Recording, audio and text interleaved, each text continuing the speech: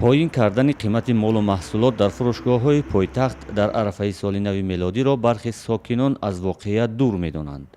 آنها میگویند این چیز بیشتر از یک اصول جلب مشتریان و فریب نظر نیست.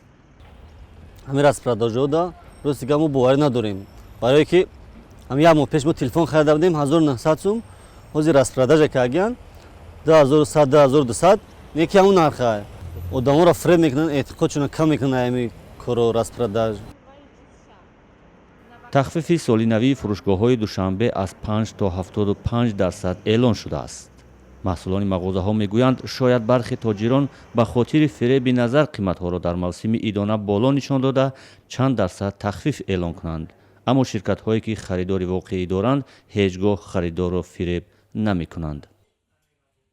اگر که باور نکنید مشتریان ما را پرسید 7 ماه پیش این نرخ‌هایی که در مغازه ما بود همه آنها را ما در کامپیوتر وارد میکنیم، در سیستم خود وارد میکنیم، از همان نرخ‌هایی که بودن ما میتونیم فقط ارزان کنیم، تخفیفاش از 10 تا 30% ارزان میکنیم. ما خریدارانی که مشاهده کارند و قیمت مال و محصولات در مغازه‌ها را مشخص می‌دانند با تخفیف مال و محصولات تعدادی از فروشگاه‌ها باور دارند و خریداری می‌کنند.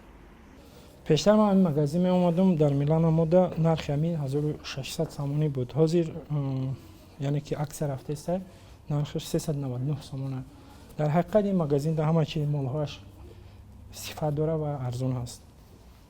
در بعضی مغازین ها عکس می نویسند و ها روی حقیقت کار نمیکنند. مثلا من به نرخ ارزان کرده 25% نرخ ارزان شد. این خیلی که پیشتر البته نرخشون بلندتر بود، 1000 و چند و همه چیزهایی که اینجا هست. بعد که میگویند فایزش همین قدر اینو میفرارن ارزان میکنن. هرچند برای نرخ مال و محصولات تخفیف عیدانه تا 75% اعلان شده است، اما در دکان و مغازه‌های پایتخت به اصطلاح روسی آژیوتاژ به مشاهده نمی‌رسد.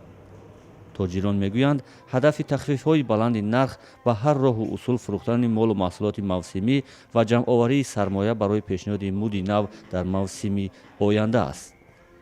خریداران میگویند بعضا نرخ و نوا در بعضی فروشگاه‌ها غیر واقعی بلندند که حتی با تخفیف‌های بالا نیز نرخشان دست‌نورس باقی میماند.